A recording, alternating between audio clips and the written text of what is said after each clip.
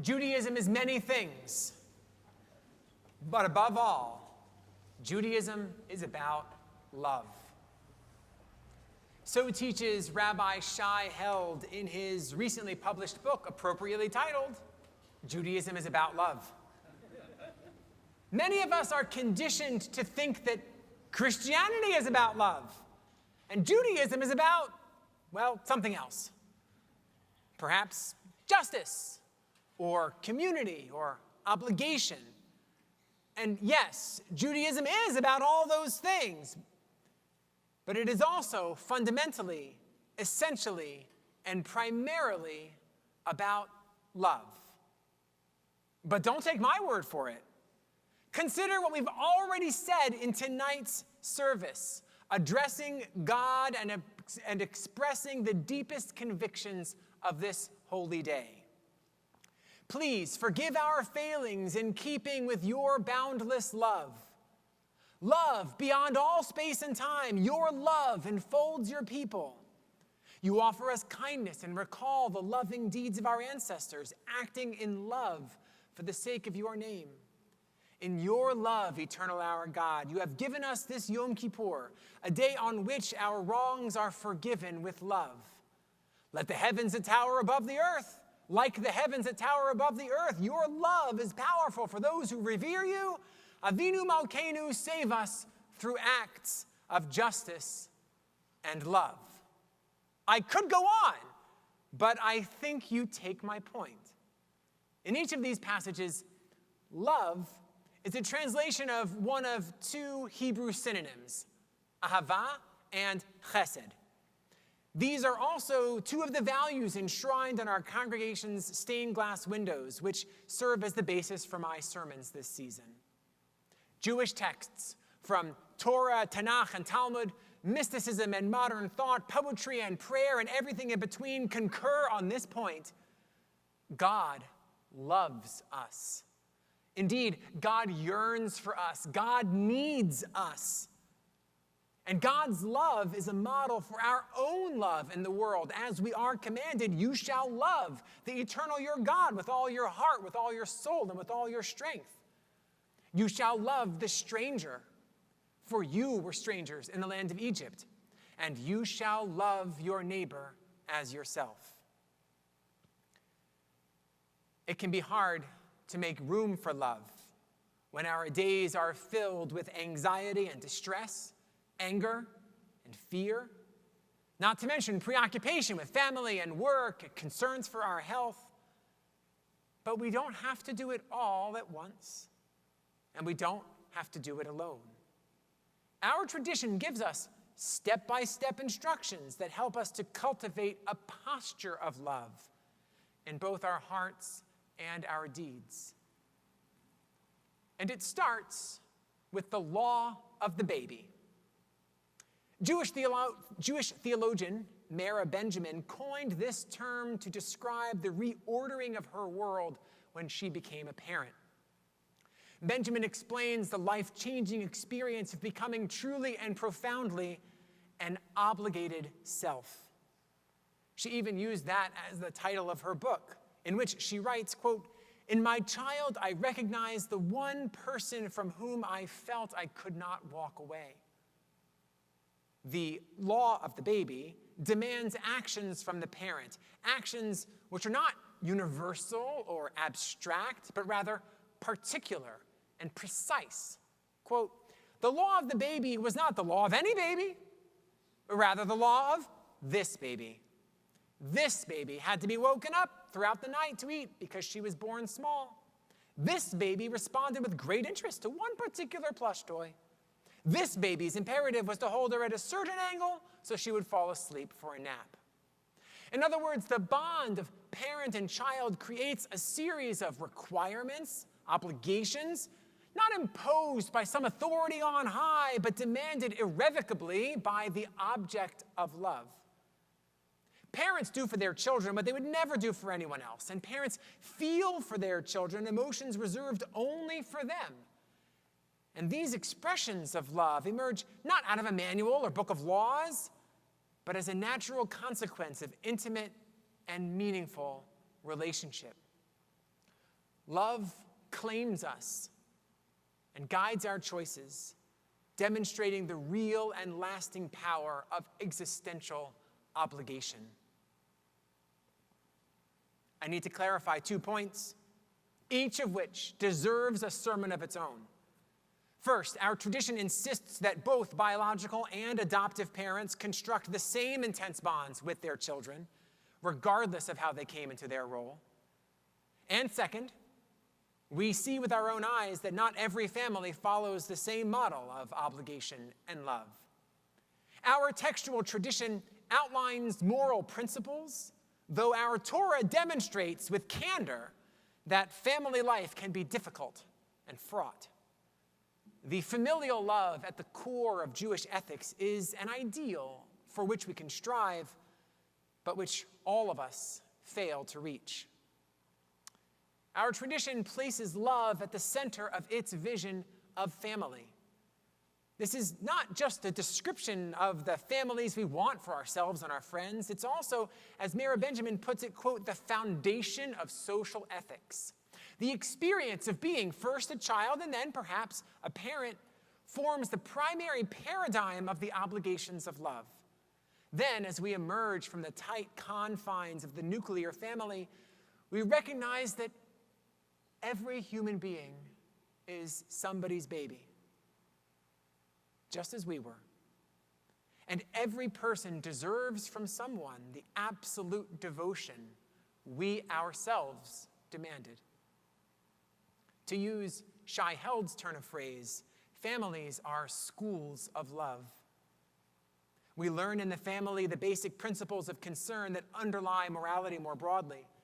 The love we have for parents or children is different in degree from our love for strangers, but they are forms of the same acceptance of responsibility. In other words, love in the family teaches us about love in the world. Rabbi Held offers a helpful model for distinguishing between the kind of love we reserve for those closest to us and the kind of love we owe to the broader world. He writes, quote, caring for all humanity seems impossible, but caring about all humanity need not be. These categories, caring for and caring about, can help order and organize our circles of obligation. We care for those who are intimately close to us, whereas we care about a much bigger circle. Caring for someone requires tremendous commitment of time, energy, and resources. Caring about them is more diffuse. We need to do both, though we can run into trouble if we forget which is which. Sometimes we care about people we really should be caring for. We sense the need of a parent or a child or sibling or friend, but conclude it's really not our place to get involved. We are loath to intrude, to suggest that our loved one can't handle their problems alone, and to stick our noses where they don't belong. Propriety has its place, to be sure, but even the most capable adult might need some hands-on care from time to time. We can honor our loved ones by honestly and sincerely offering our care. And what's more, we can also allow ourselves to receive care from those with whom we're close. And sometimes we care for people who we really should be caring about. We see the perils of the world, and acknowledging our own place of privilege, we seek to dramatically improve the lives of those around us. I've spoken with many of you who feel overwhelmed by the degree of need facing our country and our world, paralyzed by desire to care for those on whom the powerful prey as if they were our own children. Thus, we can see ourselves as failures when our care lacks the power to make things right. But caring about others is a manifestation of love, not a desperate battle against the world. We can't let hopelessness trick us into thinking we can't make a difference. Caring about the wider world is enough, dayenu, to borrow from another holiday, especially when our modest acts of love and care help us to reserve and preserve motivation and strength. The obligations of love put many demands on us, and we must practice self-compassion to know that we must do some, but we can't do all. Our emotions, which include the thoughts of our minds and the sensations of our bodies, can clue us in to whether we're practicing the right balance of caring for and caring about. Love has an emotional dimension, of course, and when we're acting genuinely from a place of love, we should be able to feel it. And so we can develop a habit of asking ourselves, when we notice trouble and seek to respond, what emotions stir in our hearts? We hope to find love there. Though other feelings are appropriate as well. Anger, for instance, is often called for. After all, throughout the Bible, God responds to injustice with anger and fury and rage. Sadness and alarm are needed as well to stir our empathy and disrupt our sense of comfort. But hatred, that our tradition forbids. The command to love our neighbors sits next to the mitzvah not to bear hatred in our heart. And despair as well is sadness taken too far. As dark and dangerous as the world gets, our people are at root, asirei hatikva, prisoners of hope. So a heart sinking in dread or shrinking in fear could be a sign that we're out of balance. We reach too far, try to accomplish too much, hold ourselves to a standard no person could reach. Our tradition wants us to act, let me be clear, but does not expect us to do it all. And Judaism encourages us to hone our emotional life, to pay attention and respond to our inner feelings so that we don't get in our own way. Now, I wish I had the perfect recipe for how much time we're supposed to spend caring for those who are close to us and caring about the world at large. I wish I knew precisely how long it was appropriate to be angry at the news before taking a deep breath, settling our hearts, and getting to work. And I wish I could offer words of wisdom that would both inspire activism and quell despair. But I don't. I can't. What I can do is try to draw us closer to the insights of our ancestors, who perceived in the image of God a model for how to conduct ourselves.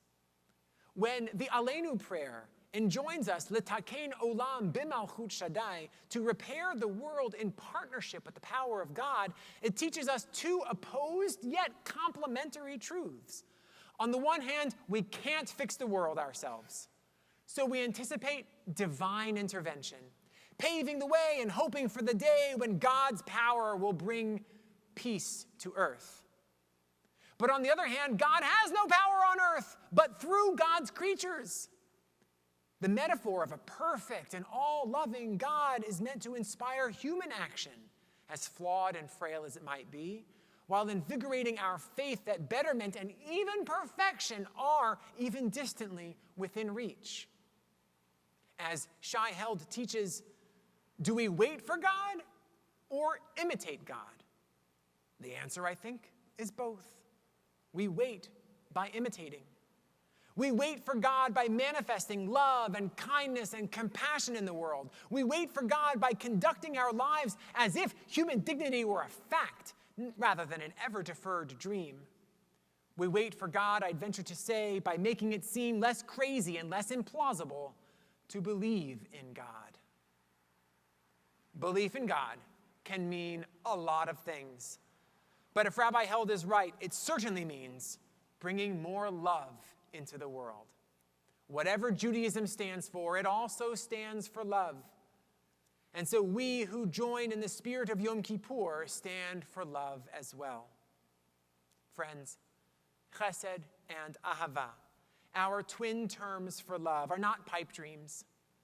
They are animating principles that have guided our congregation for generations and our people for millennia. Love is central to Jewish conceptions of justice and faith, an emotion we strive to cultivate and a posture with which we strive to face the world. We care for those who are close, while never forgetting as well to care about the people and the animals and the earth itself. And when we do, we manifest the sacred image of the divine whose power animates all life. This is the moment, and this is the day when we can attune ourselves to the power and the possibility of love. Our pleas to be forgiven for the failures of our will inspire us to forgive others as well, banishing hatred from our heart as we recall the inherent dignity of every person on earth. You shall love your neighbor, the Torah says. And we respond, yes, yes, I will. At least I will try. This day of days, where the strivings of our souls reach their highest peak and our commitment to community is the strongest of the year, this is the time to resolve ourselves to love. Let us say with a clear voice, today I commit myself to care. I make space in my heart for repair, and I turn my ear to the still small voice I hear, summoning me to love. Shana Tova.